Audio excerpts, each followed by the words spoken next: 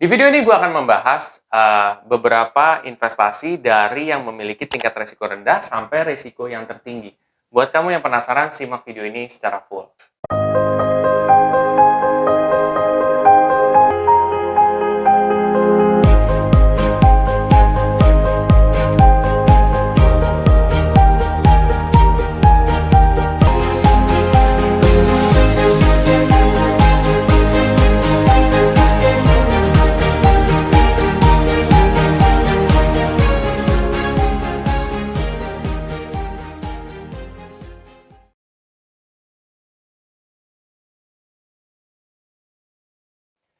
Oke, gue mulai dulu ya. Dari risiko yang terendah.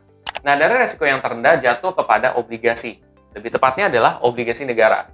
Obligasi negara sendiri itu memiliki tingkat risiko yang terendah menurut pendapat gue. Kenapa? Karena ya berarti kalau misalkan obligasi negara itu dia tidak bisa bayar ketika negara nggak bisa bayar. Nah, kan kalau misalkan negara nggak bisa bayar, aneh dong. Negara tersebut berarti udah bangkrut dong. Nah, kemungkinan kayak gini terjadi itu sangat kecil. Makanya gue bilang, ini investment yang low risk, gitu ya. Return-nya juga cukup oke dan lumayan sebenarnya. Walaupun obligasi itu nggak hanya obligasi negara, ada juga obligasi korporat. Obligasi korporat itu memiliki tingkat risiko yang lebih gede. Ya, tingkat risikonya kalau misalkan perusahaan tersebut ya bermasalah, atau misalkan nggak bisa bangkrut lah atau apa, ya tentu itu akan jadi masalah, gitu, obligasi tersebut. Tapi kalau misalkan memang perusahaan cukup bagus ya nggak masalah juga kayak gitu. Tetapi kan kalau kita bandingkan dengan negara, tentunya akan lebih strong negara dong gitu. Makanya walaupun obligasi korporat itu dia tidak seaman negara, tetapi dia memberikan reward yang lebih gede gitu supaya mengkompensasi risk tersebut.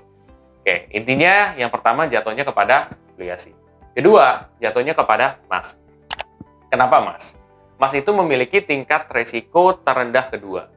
Walaupun emas itu tidak 100% naik terus, ya pasti akan ada penurunan, dan terbukti beberapa bulan lalu itu sempat turun 1 tahun terakhir. Ya, tetapi kalau kita lihat jangka panjang 10 tahunan, ya hasilnya akan tetap positif. Ya, hasilnya juga baik gitu. Cuman ya fakta-fakta orang kan bilang, oh nggak pernah turun. Nah, faktanya turun juga. Cuman memang turunnya nggak yang gila-gilaan kayak misalkan saham. Itu nggak seperti itu gitu. Jadi menurut gua secara return-nya dia bagus jangka panjang, terus juga risk-nya juga cukup masih rendah guys. Itu yang kedua. Lalu yang ketiga, apa yo? Gua akan pilih reksadana. Reksadana itu memiliki tingkat resiko terendah ketiga. Sebenarnya sih kalau udah ketiga itu bukan terendah ya, itu udah middle ya. Nah, reksadana, kenapa gua bilang middle atau di tengah-tengah?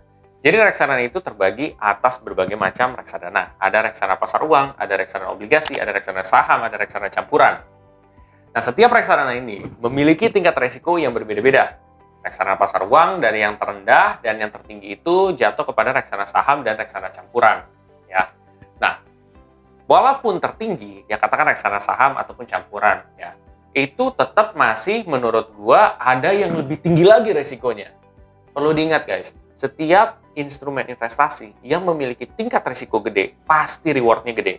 Gitu.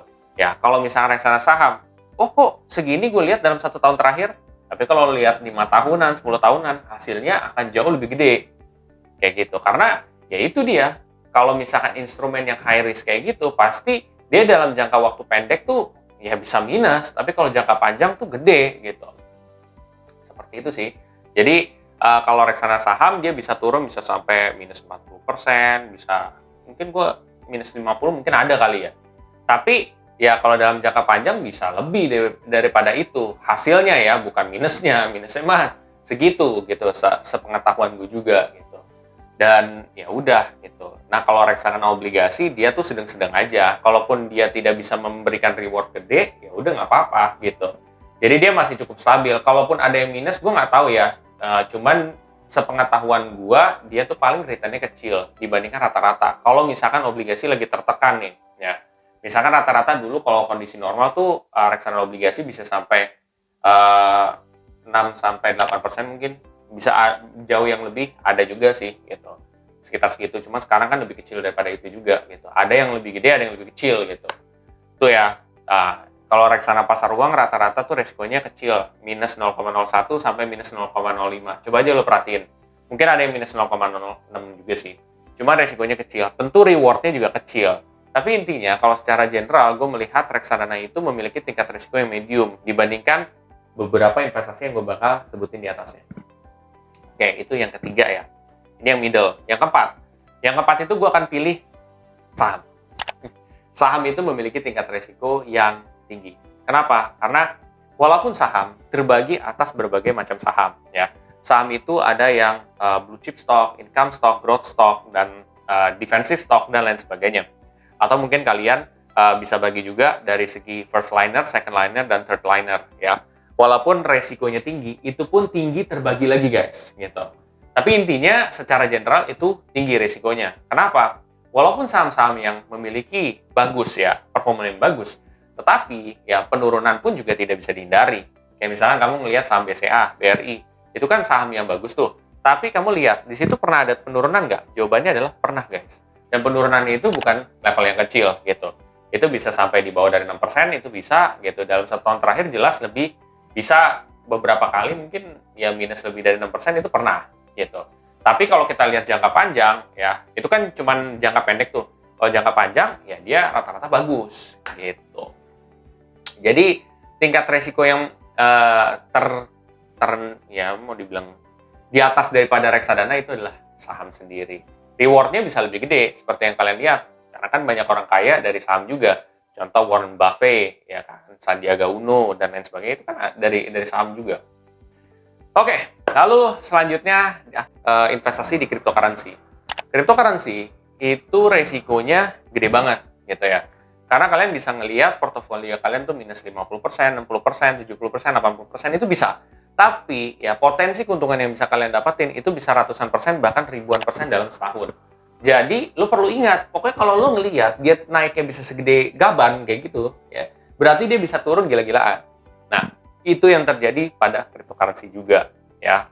Kalau kayak gitu caranya, ya kalian harus sudah siap dulu. Oh, gue siap nggak penurunan segini? Kalau gue siap, ya udah gue invest. Kalau enggak, ya mendingan jangan. Itu cryptocurrency. Lalu yang tertinggi, yang gue bilang itu adalah forex. Forex itu memiliki tingkat risiko yang tertinggi, ya. Jadi dia bisa dapat keuntungan besar dalam jangka waktu singkat, tapi juga dia bisa lose besar dalam jangka waktu singkat, ya. Dan makanya ada beberapa orang yang berhasil juga di forex, tapi ada juga yang gagal di forex, ya. Tapi at the end of the day, semua investasi itu memiliki tingkat risiko yang beragam, guys. Dan itu hanya beberapa investasi yang gue sebutin, masih ada peer-to-peer lending, ya kan, equity crowdfunding yang gue nggak sebutin karena masih banyak sebenarnya instrumen investasi tersebut. Cuman ini yang paling banyak menurut gue dibahas orang. Jadi ya ini loh gitu, investasi-investasi yang memiliki tingkat risiko dari terendah ke tinggi. Mudah-mudahan di sini kalian bisa belajar banyak juga dan menentukan kira-kira investasi mana yang bakal gue masuk di situ. Seperti itu. Buat kamu semua yang setelah ini ingin belajar lebih dalam lagi soal investasi, kalian bisa cek di playlist gue. Nanti kalian tontonin aja entah investor pemula, entah trial trading, entah dana darurat, lu pelajarin aja di situ semua. Supaya mungkin bisa belajar lebih dalam lagi lah soal investasi sebelum masuk. Nah, buat kalian yang setelah itu kalian mau mulai investasi, entah di aplikasi apa, kalian bisa pakai kode referral gue yang ada di kolom deskripsi di bawah ini. Nah, nanti kan itu ada berbagai macam aplikasi tuh, ada berbagai macam lah gitu. Itu kalian bisa dapat cashback, bonus, ataupun berupa komisi. Tapi balik lagi, itu terserah kalian, kalau mau silakan, kalau enggak juga nggak apa-apa. Yang penting kalian maju. Itu aja sih. Oke semuanya, bila mana video ini sangat bermanfaat, please share aja ke sobat investor yang lain. Dan jangan lupa untuk subscribe, like, dan komen di video gue. Sampai jumpa di video gue selanjutnya. Terima kasih.